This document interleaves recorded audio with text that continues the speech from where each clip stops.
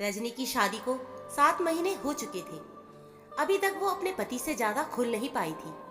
हालांकि अनुज उसे बहुत प्रेम करता था, लेकिन रजनी को तो उससे नजरें मिलाने में भी शर्म आती थी। रात में किसी तरह वो पति की बाहों में सिमटकर अपना चेहरा छुपा लेती थी, लेकिन दिन में वो उसके सामने अपना चेहरा उठा भी नहीं पाती थी। अनुज बीच बीच में उसे निहारने की कोशिश करता था, तब भी वो अपनी नजरें चुरा लेती थी। घर में जब एकांत होता था तो रवि दिन में उसके पास चला जाता था। तब रजनी ऐसे घबरा जाती थी कि मानो वो कोई पराया आदमी हो। कभी कभी अनुज को झुंझलाहट भी होने लगती थी, लेकिन फिर कभी कभी वो सोचता था कि मेरी पत्नी कितनी शर्मीली और मासूम है। असल बात तो ये थी कि जब रजनी शादी के बाद ससुराल आई थी, तब उसकी सास रमा ने उसे अपने पास बिठाकर समझाया था कि पति पत्नी के रिश्ते की एक मर्यादा होती है। तुम लोग दिन में एक दूसरे से ज्यादा बातचीत मत करना, क्योंकि घर में तुम्हारे सास ससुर हैं। बीच बीच में पड़ोस के लोग भी आते जाते रहते हैं, तो तुम अपनी मर्यादा अच्छे से निभाना बहू। रजनी कम पढ़ी लिखी और कम उम्र की दुल्हन थी। मायके में भी उसे माँ ने यही सिखाकर भेजा था कि सास की हर बात मानना, तो उसने सास की इस बात को भी आत्मसात कर लिया था। वैसे भी उसकी सास उससे बड़े प्यार से बात करती थी और हमेशा हर बात में उसका साथ भी देती थी। इसीलिए वो भी अपनी सास से बहुत प्यार करने लगी थी और उनकी कही हुई हर बात को पत्थर की लकीर मानने लगी थी। गांव में तो जैसे पुरानी प्रथाओं को बहुत ज्यादा महत्व दिया जाता था, और उसकी सास तो आज भी घूंघट डालकर ही रहती थी, तो फिर वो बहू से उम्मीद क्यों नहीं करती। देखते ही देखते रजनी भी सास के रंग में ऐसी रंग गई कि रमा हर जगह अपनी बहू की तारीफ करती थी।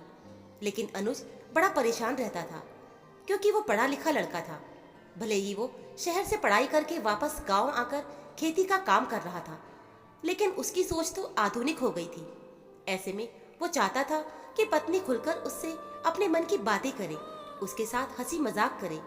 लेकिन रजनी सास की बातों में अमल करते हुए पति से एक अजीब तरीके की दूरी बनाकर रखती थी। इसी बीच रजनी गर्भवती हुई तो उसकी सास बहुत खुश हो गई। अब तो उसकी सास हर पल साई की तरह बहू के साथ ही लगी रहती थी।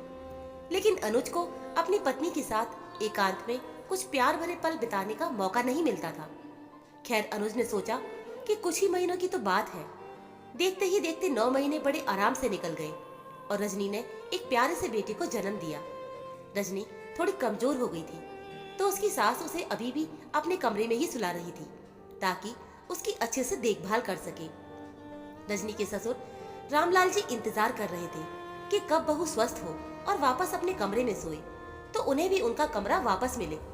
लेकिन एक दिन उन्होंने सुना कि उनकी पत्नी आंगन में बैठकर मुन्ने की मालिश करते हुए बहू से बातें कर रही थी। बहू भी वहीं बैठी हुई ध्यान से उनकी बातें सुन रही थी। वो बहू को समझाते हुए कह रही थी, देखो बहू, अब पति के करीब जाना पाप है। तुमने मुझे दादी बना दिया है ना, अब से हमेशा मेरे कमरे में ही रहो, मेरी सेवा करो और यहीं पर सोया करो। सास की बातें रजनी के लिए मानो पत्थर की लकीर थी। रमा जी भी ऐसी ही थी। अपने बेटे और बेटी के जन्म के बाद से उन्होंने अपने पति को भी बाहर बरामदे में सोने के लिए कह दिया था, क्योंकि एक तो बच्चों के साथ चारपाई पर जगह कम पड़ जाती थी, दूसरी उन्हें अब पति के साथ एक कमरे में रहने से शर्म सी आती थी। उनके पति भी समझते थे कि घर में ज्यादा जगह भी नहीं है और माँ बाप बहन भी उतनी ही जगह में रहने को मजबूर थे, इसलिए उन्होंने भी समझौता कर लिया था। लेकिन जब बेटी की शादी हो गई और बेटे की शादी की बात चलने लगी, तब उन्हें अपना समय याद आने लगा था और उन्होंने इसीलिए अपने बेटे के लिए अलग से एक कमरा बनवा दिया था, ताकि बेटे बहू को भविष्य में कोई दिक्कत ना हो। बच्चों के लिए उन्होंने सोच ही रखा था कि जब तक बच्चे छोटे रहेंगे तब तक तो दादा दादी उन्हें देख लेंगे, और आगे चलकर बच्चों के लिए भी वो एक छोटा सा कमरा बनवाने की सोच रहे थे। और उनका बेटा भी अब कमाने लगा था, तो उन्होंने सोचा कि उनके जीवन काल में उन्हें जो परेशानी हुई थी उनके बेटे को नहीं होगी। लेकिन आज उन्होंने भी पत्नी की बातें सुन ली थी। रजनी तो उनके साथ ही सोने के लिए तैयार भी हो गई थी। रामलाल जी को समझ आ गया था कि उनकी पत्नी फिर से उन्हें बरामदे में सोने के लिए कहेगी। अब उन्हें यह सब ठीक नहीं लग रहा था।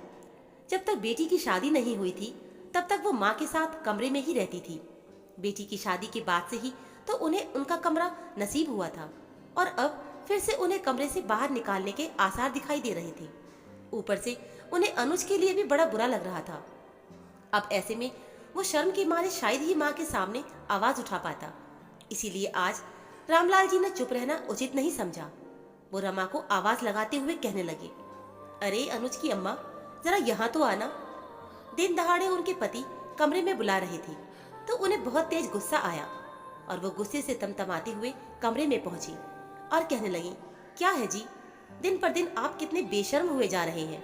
घर में बेटा बहू है, वो हमारे बारे में क्या सोचेंगे। आप इस तरह मुझे कमरे में कैसे बुला सकते हैं। अब रामलाल जी को भी गुस्सा आ गया। उन्होंने उन्हें डांटते हुए कहा, चुप करो जी, तुम सालों से तुम्हारी ही तो सुनता आया हूँ। और बेटा बहुत समझदार है, वो समझते हैं कि पति पत्नी का रिश्ता क्या होता है। वो समझ जाएंगे कि अम्मा बाबूजी को कोई जरूरी बात करनी होगी। अपने ही घर में अपने ही पत्नी के साथ कोई बात करने के लिए मुझे पूरे मोहल्ले से परमिशन लेनी होगी क्या। पति की फटकार सुनकर रमा जी हक्की बक्की सी खड़ी होकर पति का चेहरा देखने लगी, क्योंकि आज से पहले उन्होंने कभी भी ऊंचे स्वर में उनसे बात नहीं की थी। वो हैरानी से बोली, क्या हो गया जी आपको, आपकी तबीयत तो ठीक है ना। रामलाल जी गुस्से में बोले, बस आज ही तो मुझे समझ में आ रहा है कि खुद के लिए खुद ही सोचना पड़ता है। अरे जब तक बच्चे छोटे थे तो तुम कहती थी कि कमरे में ज्यादा जगह नहीं है, आप बरामदे में सो जाया करो। मुझे सास ससुर से भी शर्म आती है। चलो उस समय मैंने तुम्हारी बात मान ली थी, तुम्हारी भावनाओं का कदर भी किया था। अब जोर जबरदस्ती तो मैं तुम्हारे साथ कमरे में नहीं रह सकता था ना। लेकिन अब तो बच्चे बड़े हो गए हैं, उनकी शादी हो गई है, फिर भी तुम मुझसे मेरा कमरा क्यों छीनना चाहती हो। मैंने सुना अभी तुम बहू को भी यही सब सिखा रही थी कि बच्चे होने के बाद पति के करीब जाना पाप होता है, और फिर जब तुम्हारा पोता थोड़ा बड़ा हो जाएगा और तुम्हें दूसरे बच्चे की जरूरत महसूस होगी तो फिर तुम बहू को समझाओगी कि फिर से पति के करीब जाओ। देखो वो लोग पति पत्नी हैं, उनका रिश्ता हमेशा ही खूबसूरत और मजबूत होना चाहिए। लेकिन तुम तो इस रिश्ते को इतनी गलत नजर से देखती हो कि मुझे तुम्हारी सोच पर रोना आता है। अरे पति पत्नी के रिश्ते में ये पाप वाली बात कहाँ से आई। पति पत्नी एक दूसरे के सुख दुख के साथी होते हैं। जीवन के हर पड़ाव पर उन्हें एक दूसरे की जरूरत पड़ती है। ऐसे में पति पत्नी यदि एक साथ एक कमरे में रहें तो तुम्हें क्या दिक्कत है। तुमने अपनी सोच के हिसाब से अपनी जिंदगी बनाई है। अगर बहू को और अनुज को ऐसा लगेगा कि एक दूसरे के करीब रहना पाप है, तब ये उनकी खुद की सोच मानी जाएगी। लेकिन अगर उन लोगों को ऐसा नहीं लग रहा है तो तुम बेकार में बहू के दिमाग में गंदगी क्यों भरना चाहती हो। और तुम भी एक बात कान खोलकर सुन लो, सारी जिंदगी मैं तुम्हारी बात सुनता और मानता रहा, लेकिन अब जीवन के आखिरी पड़ाव में मुझे अपनी पत्नी का साथ चाहिए, तो मैं अपने इस बीच किसी और को नहीं आने दूंगा। इसीलिए मैं तो अपने कमरे में तुम्हारे साथ ही रहूंगा। बहू को तुम उसके पति के साथ रहने दो, और ये बात तुम बहू को कैसे समझाओगी ये तुम ही जानो। लेकिन मुझे उन दोनों के रिश्ते में जरा सी दूरी बर्दाश्त नहीं होगी। मुझे पता है कि मेरा बेटा समझदार है, वो रिश्तों को संभालना अच्छी तरह से जानता है। लेकिन अगर तुम बहू के मन में गलत बातें भरोगी तब शायद उनका रिश्ता खराब हो सकता है। पति के फटकारने के बाद रमा जी एकदम खामोश हो गई थी। उनकी सोच पुराने जमाने की थी और वो पति पत्नी के रिश्ते की खूबसूरती को जिए बिना ही इतने सालों तक ऐसे ही घर गृहस्थी में लगी रह गई थी। लेकिन आज पति की बातें सुनने के बाद उन्हें इतना तो समझ में आ गया था कि अब समय बदल चुका है। हो सकता है कि अब बच्चों को एक दूसरे के साथ रहने का मन करता हो, इसीलिए उन्होंने ये फैसला दोनों पति पत्नी पर छोड़ देना उचित समझा। हालांकि उनकी पुरानी सोच इतनी जल्दी बदलने वाली तो नहीं थी, इसीलिए अभी भी जब उनके पति कमरे में सोने के लिए आते थे तो उन्हें थोड़ी झिझक महसूस होती थी। लेकिन धीरे धीरे जब उनके पति उन्हें कभी बाहर घुमाने के लिए ले जाने लगे, उनके साथ टहलने के लिए जाने लगे और उनके साथ बैठकर खाना खाने लगे, तो उनकी सोच में भी परिवर्तन आने लगा।